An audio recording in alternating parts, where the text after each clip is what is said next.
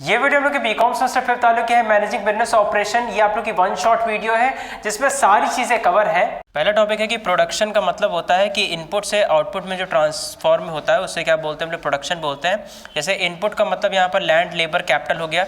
आपकी कोई ज़मीन होगी जिसमें कोई लेबर काम कर रहा होगा या आपने पैसा लगाया होगा, वो सब इनपुट है। और जो माल बन के निकला मतलब जो आउटपुट जो चीज़ है, प्रोडक्ट हुआ आपका, वो आउटपुट होगा। ठीक है, तो ये पहले एक फॉर्मल डेफिनेशन है किसकी, प्रोडक्शन की।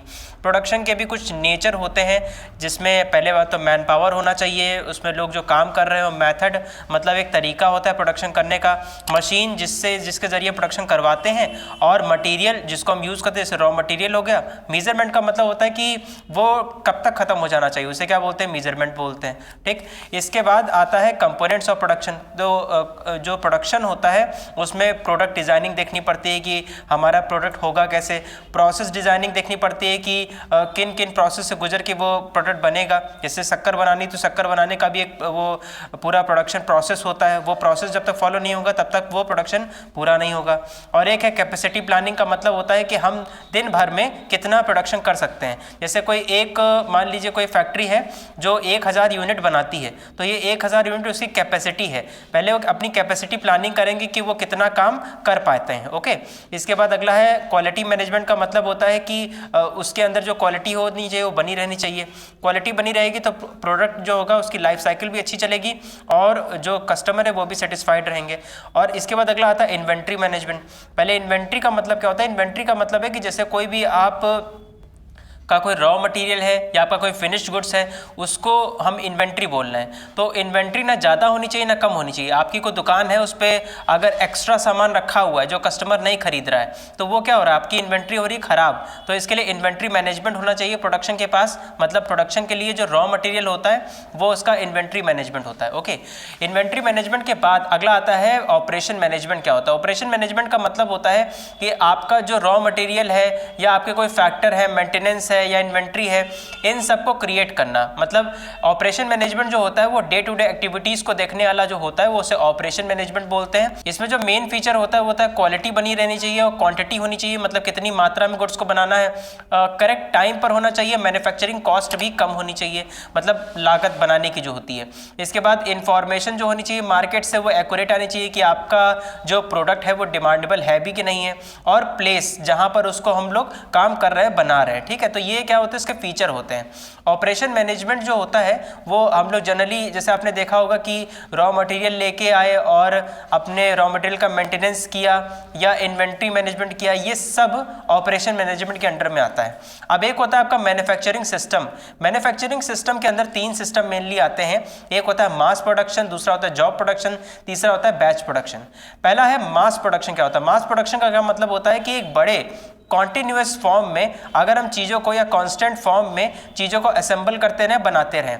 आपने देखा होगा कि एक कार का जो प्रोडक्शन होता है उसमें भी एक असेंबली लाइन लगती है। असेंबली लाइन का क्या मतलब हुआ कि एक आदमी बोनट कसेगा, दूसरा आदमी शीशा लगाएगा। तो इस तरीके से क्या है, असेंबली लाइन है कि हर आदमी का एक काम डिसाइडेड है और हर आदमी एक छोटा छोटा काम कर रहा है, तो उसे असेंबली लाइन कहते हैं। तो ये काम थोड़ा तेज होता है, इसमें कॉस्ट भी कम लगती है। ठीक है, इसके भी कुछ फीचर होते हैं कि इसमें पहली बात तो वही वाली चीज़ आ गई, ये कॉस्ट कम लगती है, लिमिटेड यहाँ पर वर्कर यूज होते हैं, क्योंकि देखिए हर एक वर्कर स्पेसिफाइड है कि इसका ये काम, मान लीजिए कोई मान लीजिए शीशा लगाने वाला है, तो वो कार में शीशा लगाने वाला ही काम करेगा, उसके लिए हमको कोई एक्स्ट्रा आदमी रखने की जरूरत नहीं है। एक है तो आपका प्रोडक्शन एक्यूरेसी बनी रहेगी इसमें कि हर आदमी का काम अलग अलग है, हर आदमी अपने काम में क्या स्पेशलाइज्ड है, तो इसके लिए एक्यूरेसी मतलब एक्यूरेट सही बनेगा माल। इसके बाद आता है स्टैंडर्डाइजेशन का मतलब होता है क्वालिटी बनी रहेगी आपके प्रोडक्ट की। और इसके बाद आप जब थोड़ा थोड़ा काम सभी लोग कर रहे हैं और एक साथ कर रहे हैं तो यह फास्ट प्रोडक्शन होगा, मतलब तेजी से माल बनने लग जाएगा। एक होता है आपका बैच प्रोडक्शन। बैच प्रोडक्शन का मतलब होता है कि 1 by 1 सारे ऑपरेशंस को अगर हम लोग कंप्लीट करते जाएं तब उसे बैच प्रोडक्शन बोलते हैं। जैसे अभी हमने जो उदाहरण कार वाला लिया था वही आपके बहुत काम आ जाएगा। कार में जैसे शीशा है, शीशा लगना है, स्क्रू पूरा लगना है, बोनट लगना है, ठीक है, सारी चीज़ें लगनी है। तो उसके लिए एक पूरा बैच मतलब एक ग्रुप ऑफ पर्सन वही केवल एक काम करेगा। मतलब दूसरा और कोई काम नहीं होगा, पहले एक वही काम होगा, उसके बाद अगला काम आएगा। तो इसमें फ़ायदा क्या होता है, देखिए जब एक टाइम पर एक ही काम होगा और सारे लोग वही काम करेंगे तो काम थोड़ा रैपिड और तेज हो जाएगा, क्योंकि एक आदमी जो मतलब या पूरा ग्रुप जो है वो एक ही काम को परफॉर्म कर रहा है, उसे बोलते हैं बैच प्रोडक्शन। ये बैच का मतलब होता है ग्रुप ऑफ पर्सन, ठीक है। अब इसमें भी कई सारे फीचर होते हैं। पहला है शॉर्ट रन का मतलब होता है कि ये थोड़ा छोटे समय का प्रोसेस होता है, क्योंकि सारे लोग एक ही काम करें तो काम तेज हो जाता है। इसके अंदर जो स्किल्ड लेबर होते हैं वो अपनी फील्ड में काम करते हैं, जैसे कुछ लोग भैया गाड़ी का बोनट अच्छा लगा लेंगे, है ना, कुछ लोग भैया टायर अच्छा लगा लेंगे, तो वो स्किल्ड है, उनकी कला है। इसके बाद अगला है यहाँ पर टाइम भी, आपको बताया था मैं, टाइम भी यहाँ कम लगता है और उसी के साथ साथ कॉस्ट भी रिड्यूस हो जाती है, क्योंकि अगर सारे लोग एक साथ काम करेंगे तो कॉस्ट भी क्या होगी, इंक्रीज करेगी, क्योंकि हर लेवल पर कॉस्ट लग रहा है ना। जो आदमी भाई काम करेगा वो सैलरी तो आपसे लेगा ही। इसके बाद है प्रमोट स्पेशलाइजेशन का मतलब होता है वो काबिल हो जाएगा अपने काम में। अगर वो मान लीजिए टायर लगा रहा है तो वो टायर लगाने में काबिल हो चुका है, ठीक है। इसके बाद आता है job shop production. Job shop production का मतलब होता है कि जो कंपनियां होती हैं वो कस्टमाइज वर्क का भी काम करती है। जैसे मान लीजिए शर्ट है तो शर्ट 32 नंबर की भी आती है, 30 नंबर की भी आती है, तो ये कस्टमर के हिसाब से मतलब स्पेसिफिक कस्टमर के हिसाब से अगर हम काम करें तो उसे बोलते हैं जॉब शॉप प्रोडक्शन बोलते हैं, ठीक है। तो ये जॉब शॉप प्रोडक्शन के कुछ कॉमन एग्जांपल भी आप ले सकते हैं। जैसे टेलर की दुकान पर गए और टेलर की दुकान पर अपना कोई चीज़, मान लीजिए कोई कपड़ा जो है सिलवा लिया, तो ये भी एक तरीके से जॉब शॉप प्रोडक्शन हुआ, क्योंकि वहाँ पर आपने कस्टमाइजेबल तरीके से काम किया। एक होता है स्टैंडर्ड। स्टैंडर्ड का मतलब होता है कि जैसे एक तरीके का ही माल बने। अगर मान लीजिए 31 नंबर की कोई शर्ट है तो 31 नंबर की ही बनती जा रही हैं, तो वो क्या है, स्टैंडर्डाइज्ड है, वहाँ पर कोई चेंज नहीं होता है, आपको वही शर्ट लेनी पड़ेगी। एक होता है कस्टमाइजेबल। कस्टमाइजेबल का मतलब होता है कि जहाँ पर आप अपने हिसाब से कह सकें कि नहीं भैया इसी कॉलर थोड़ी छोटी कर दो, यहाँ बटन लगा दो, इस टाइप से, ठीक है। तो ये जॉब शॉप प्रोडक्शन के भी कुछ फीचर होते हैं। यहाँ पर हाई वैरायटी और लो वॉल्यूम होता है। हाई वैरायटी का क्या मतलब होता है, यहाँ पर कपड़ों के प्रकार, हम कपड़े का एग्जाम्पल ले रहे हैं तो कपड़ों के प्रकार बहुत होते हैं और वॉल्यूम मतलब संख्याएं कम है उनकी, ओके। इसके बाद है हाईली स्किल्ड ऑपरेटर्स को करते हैं, मतलब जिन लोगों को काम आता है वही लोग उस काम को परफॉर्म कर पाते हैं। इसके बाद अगला है डिटेल्ड प्लानिंग का मतलब होता है कि जो भी वो काम करेंगे उसको प्रॉपर प्लानिंग करके तब करेंगे, है ना। इसके बाद कस्टमाइज बेस्ड का मतलब हमने बता दिया था आप लोगों को कि कस्टमर के हिसाब से बनेगा और इससे क्या होगा, कस्टमर क्या होगा, सेटिस्फाइड होगा। अब जो ऑपरेशन मैनेजर होता है, ऑपरेशन मैनेजर का मतलब होता है जो काम करवाता है अपने डे टू डे मतलब एक्टिविटी में वर्कर्स से, उनकी भी कुछ रिस्पॉन्सिबिलिटीज़ होती हैं। क्या रिस्पॉन्सिबिलिटी है, पहला बजट एडमिनिस्ट्रेशन का मतलब होता है कि उसको ये देखना पड़ता है कि डे टू डे बजट कितना यूज़ होगा, कितना खर्चा आएगा। इसके बाद है मैनेजिंग एंड एनालाइजिंग का मतलब होता है अपनी फील्ड को, अपनी जगह को मैनेज करना और एनालाइज करना कि आज कितना काम हुआ। और इसी के साथ साथ उसका काम फॉरकास्टिंग का होता है। फॉरकास्टिंग का मतलब होता है आगे कितना और प्रोड्यूस हो सकता है। इसके साथ साथ जो प्रोडक्ट है उसकी डिज़ाइनिंग का काम हो गया और जो डेवलपिंग का या एग्जीक्यूटिंग जो प्लान होता है, मतलब आप किसी प्लान को बना रहे हैं और दूसरों से एग्जीक्यूट करवा रहे हैं, मतलब उस काम को करवा रहे हैं। इसके बाद अगला है सेफ्टी बनी रहनी चाहिए। सेफ्टी का मतलब क्या है, जैसे फैक्ट्री के अंदर लेबर काम करते हैं और प्रोडक्ट जो होता है उसकी भी सेफ्टी का ध्यान रखा जाता है, ठीक है।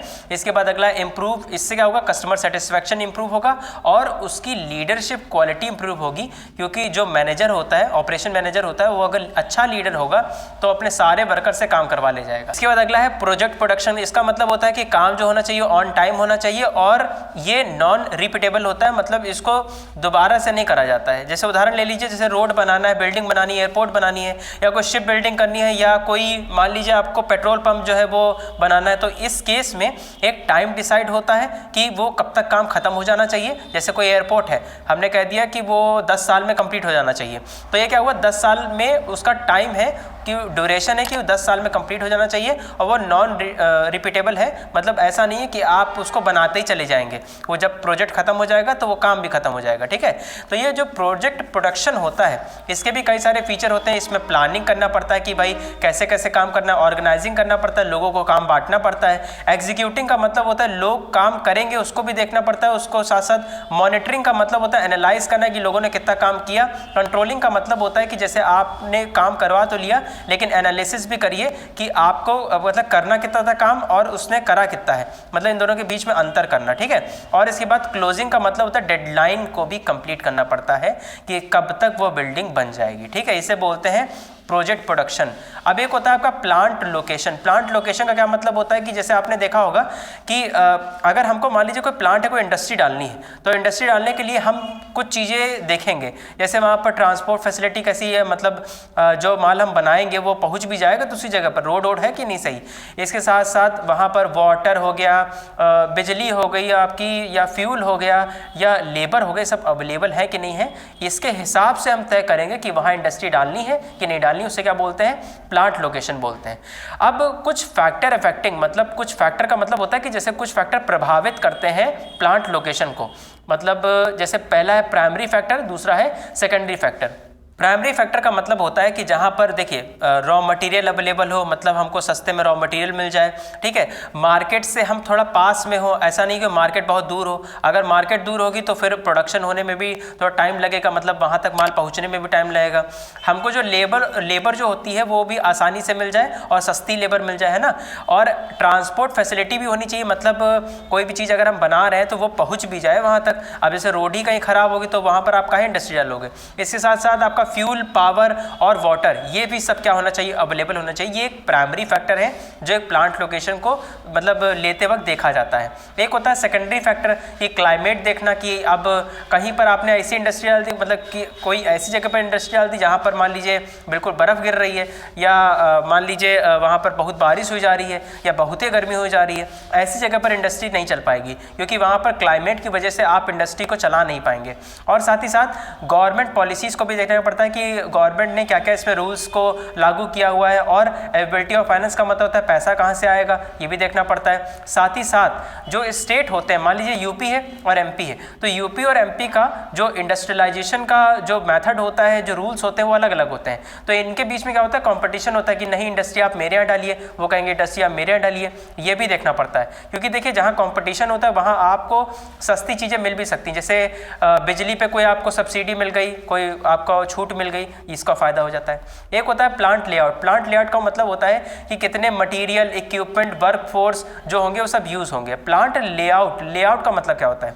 लेआउट का मतलब होता है डिज़ाइन बनाना। जैसे प्रोडक्शन वाला काम अलग करेगा, सेल्स वाला काम अलग करेगा, मार्केटिंग वाला काम अलग करेगा। मतलब क्या हुआ? हर आदमी का काम डिवाइडेड है, उसे बोलते हैं लेआउट। लेआउट मतलब एक स्ट्रक्चर बना दिया जिसमें अलग अलग आदमी अलग अलग काम करेगा, ठीक है। आपके स्कूलों में भी तो या कॉलेज में भी तो ऐसे होता है, आपकी क्लास अलग होती है, आपके स्टाफ रूम अलग होता है, प्रिंसिपल का ऑफिस अलग होता है। लेआउट है मतलब अलग अलग लोग अलग अलग जगह पर काम करेंगे। ये लेआउट के भी कई सारे टाइप होते हैं। एक होता है प्रोडक्ट लेआउट, जिसको लाइन लेआउट भी बोलते हैं। इसका मतलब होता है कि सीक्वेंस में मशीन लगा देना। उदाहरण समझिए, मान लीजिए कि मास प्रोडक्शन हो रहा है, ज़्यादा मात्रा में चीज़ों को बनाया जा रहा है, वहाँ पर क्या होगा? सारी मशीन लाइन से लगी हुई हैं।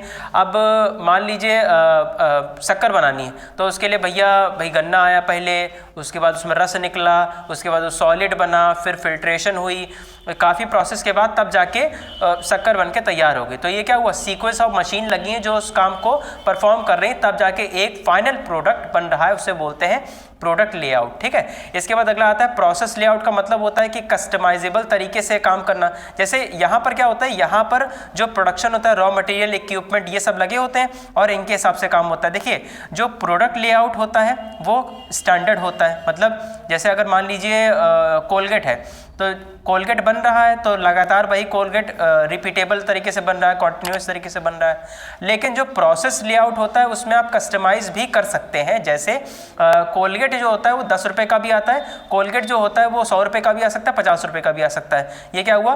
प्रोसेस लेआउट हुआ। यहाँ पर कस्टमाइज तरीके से काम होता है कि कुछ कस्टमर ऐसे भी होते हैं जो 10 रुपये का खरीदते हैं, कुछ कस्टमर ऐसे भी होते हैं जो 50 रुपये का खरीदते हैं, ठीक। तो मतलब एक ही जैसा माल बनाना मतलब प्रोडक्ट लेआउट, और कस्टमाइजेबल मतलब कस्टमर के हिसाब से बनाया जाए तो बोलते हैं उसको प्रोसेस लेआउट। एक होता है कॉम्बिनेशन लेआउट, जो इन दोनों का जोड़ होता है, मतलब प्रोडक्ट और प्रोसेस का जोड़, लेकिन ये बहुत रेयर होता है, ऐसा कहीं देखने को मिलता नहीं है कि जहाँ पर कॉम्बिनेशन लेआउट भी हो।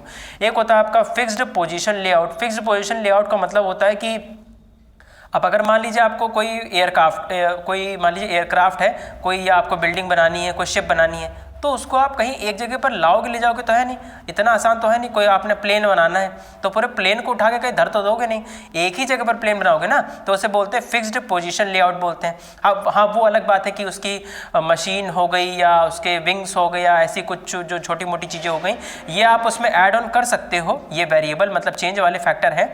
लेकिन फिक्स्ड फैक्टर तो वो है ना, जो मतलब वहाँ प्लेन खड़ा है उसमें तो आप वहीं पर ही चेंज करोगे, उसको ला जा रखते नहीं हो क्योंकि वो इतना भारी होता है। इसके बाद एक होता है आपका material handling equipment. Material handling equipment मतलब होता है कि जैसे देखिए, पहली बात तो इसमें 3 चीज़ें आती हैं। पहला मूवमेंट, मूवमेंट का मतलब होता है माल को ले जाना और रखना।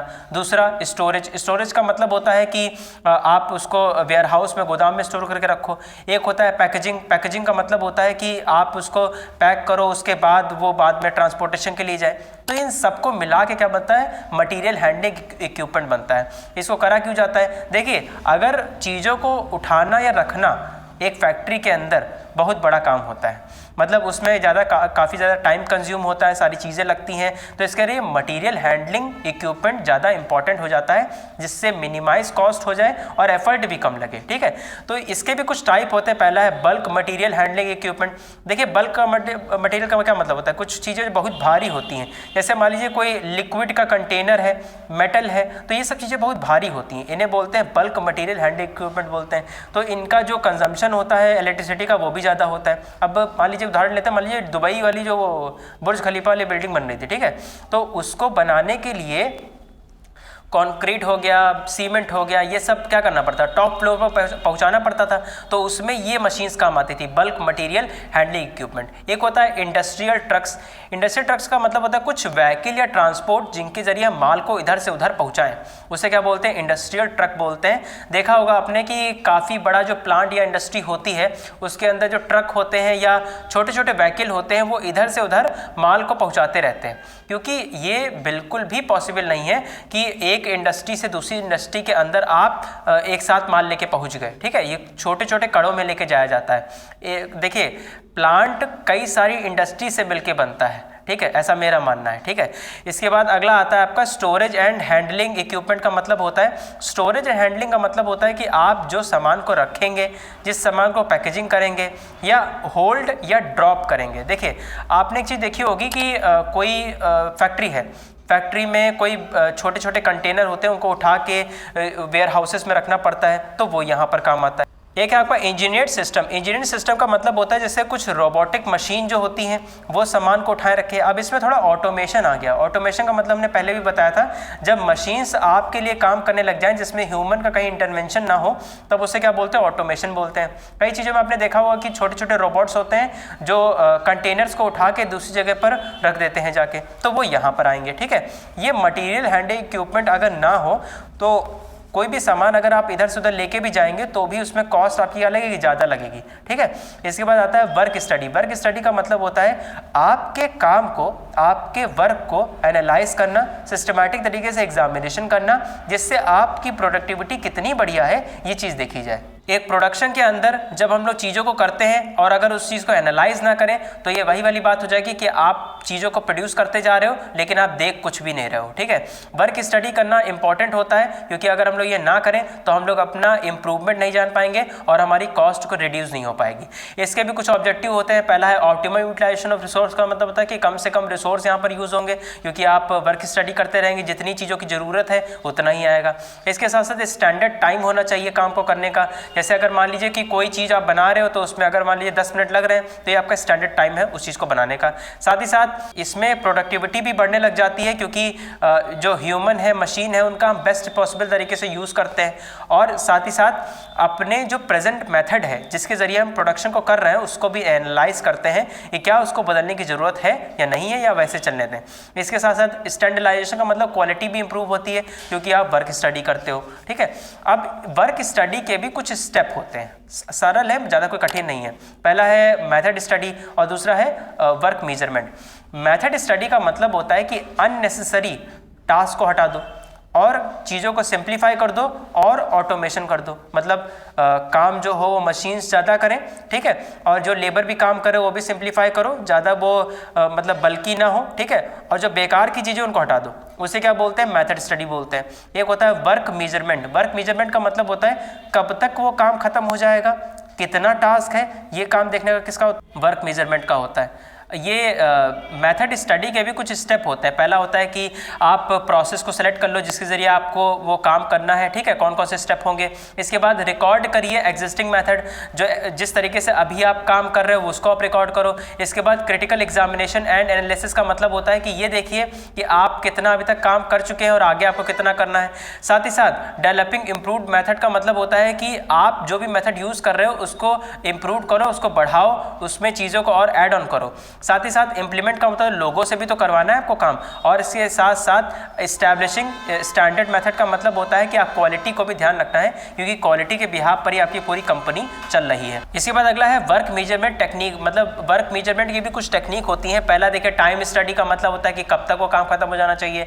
Pre determined motion time system का मतलब होता है कि देखिए कोई भी काम करने के लिए आप जब कोई काम करते हो तो मोशन होता है, कोई एक जगह से दूसरी जगह पर सामान रखना भी एक मोशन होता है, ठीक है, तो उसको भी आपको प्री जज कर लेना चाहिए कि उसमें टाइम कितना लगेगा। साथ ही साथ वर्क सैम्पलिंग का मतलब होता है कि छोटे छोटे सैंपल्स को आपको लेना चाहिए जिससे पता लग पाए कि वर्क बढ़िया चल रहा है कि नहीं चल रहा है, और आपके पास एक स्टैंडर्ड डेटा होना चाहिए जिसको देख के आप काम कर पाए। इसके बाद अगला है production planning and control. Production planning control का मतलब होता है कि आप जो भी काम कर रहे हैं, जैसे कोई आप प्रोडक्शन कर रहे हो तो प्रोडक्शन करते वक्त भी आपको चीज़ों को सोचना पड़ता है कि आपको क्या करना है, कैसे करना है, कब करना है, उसे बोलते हैं प्लानिंग, है ना। तो प्रोडक्शन प्लानिंग के अंदर भी आपको सोचना पड़ता है क्या काम करना है, कैसे करना है, कब करना है, कितना प्रोडक्शन करना है। इन सबको देखने के लिए प्रोडक्शन प्लानिंग एंड कंट्रोल होता है। ये भी सरल है, कोई कठिन नहीं है। देखिए प्रोडक्शन प्लानिंग कंट्रोल के भी कुछ रोल होते हैं। पहला कि डिमांड फोरकास्टिंग का मतलब होता है आप प्लानिंग करते हो तो क्या करते हो, आप आगे की सोचते हो कि आगे कितनी डिमांड हो सकती है ना। इसके साथ साथ कैपेसिटी प्लानिंग का मतलब होता है कि हम उतनी मतलब चीज़ों को कर भी पाएंगे कि नहीं कर पाएंगे,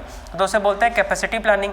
एक होता है इन्वेंट्री मैनेजमेंट का मतलब होता है कि जितनी भी चीज़ें, जैसे मान लीजिए रॉ मटेरियल है तो हम वो उतना ही मंगाए ना जितना हमको प्रोडक्शन करना है। इसके साथ साथ प्रोडक्शन शेड्यूलिंग का मतलब होता है कि कब काम वो होना है, ये भी आपको सोचना पड़ेगा।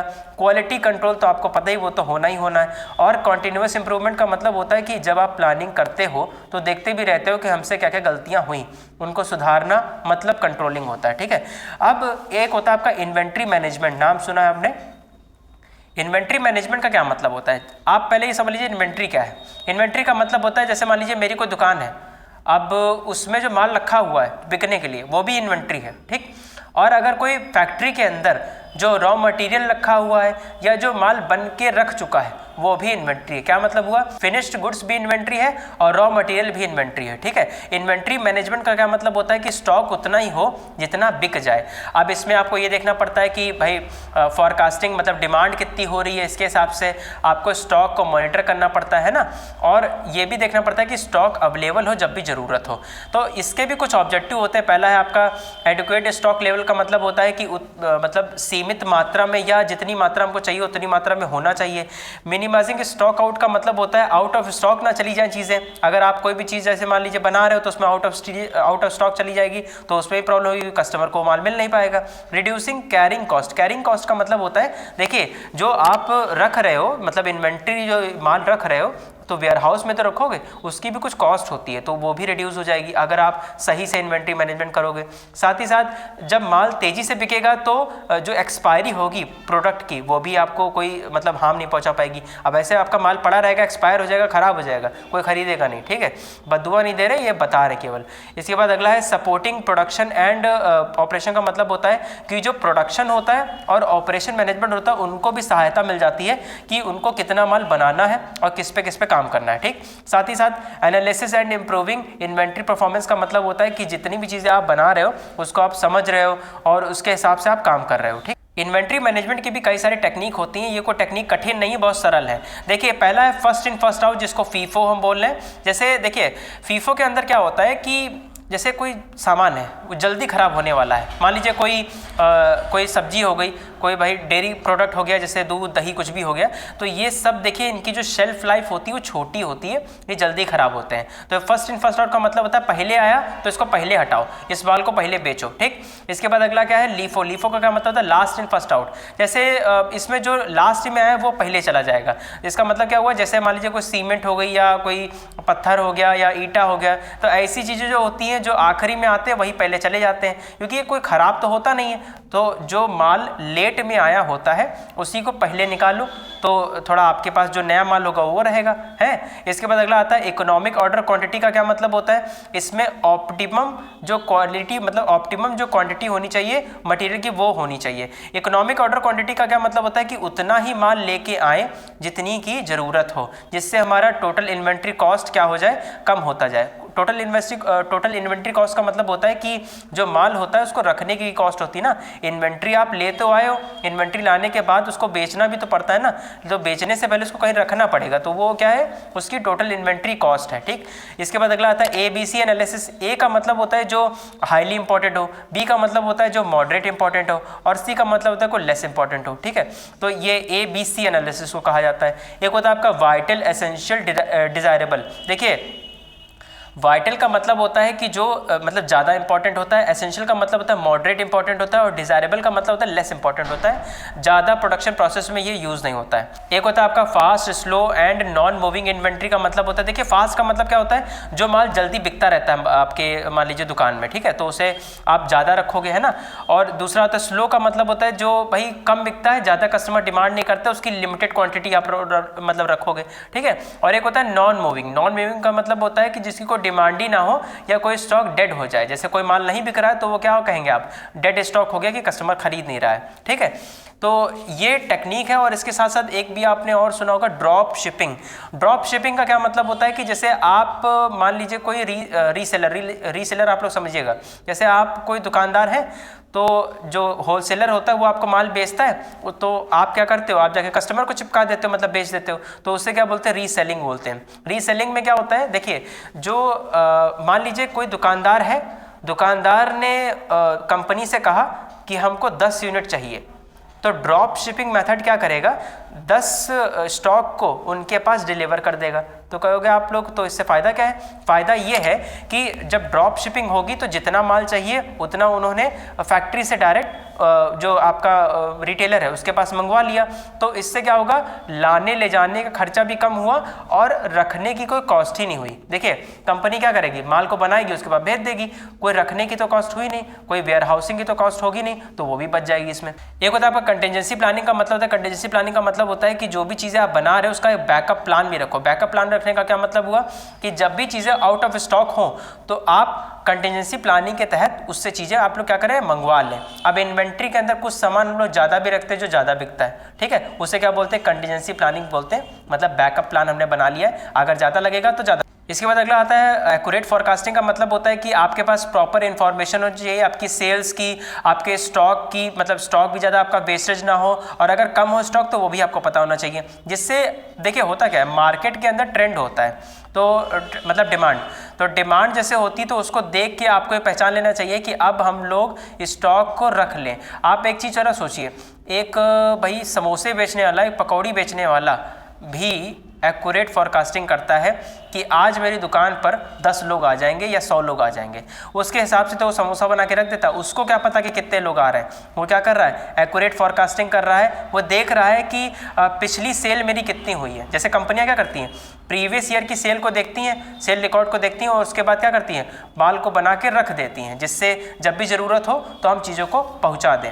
अब देखिए ये हम लोग की वीडियो तो कंप्लीट हो गई, लेकिन एक चीज़ आप लोग ध्यान से समझिएगा, कुछ पॉइंट ऐसे हैं जो यूनिवर्सल पॉइंट हम बोल रहे हैं, मतलब जिनको आप role, importance, feature, function, objective, फलान ढमकाना सब में यूज़ कर सकते हो, ठीक है। क्या क्या चीज़ें हैं वो देखिए, पहला है कि टाइम सेव करता है प्रोडक्शन के अंदर, ठीक है। रिसोर्सेज जो होते हैं उनका बेस्ट पॉसिबल तरीके से यूज़ करता है या कम रिसोर्सेज यूज़ करता है। कॉस्ट बचाता है, इफिशेंसी का मतलब क्षमता आपकी बढ़ा देता है प्रोडक्शन करने की, और जिससे आप ज़्यादा प्रोड्यूस करिए, और साथ ही साथ आपकी क्वालिटी इंप्रूव करता है। ये हमने पॉइंट क्यों बताएं, देखिए जब भी आप लोग को एक्सप्लेनेशन आपका बढ़ाना हो तो ये 6 पॉइंट आपके रेडीमेड हैं, आपको पूरी हम छूट दे रहे, कहीं पर भी लगा दो जाके ये सही ही होगा।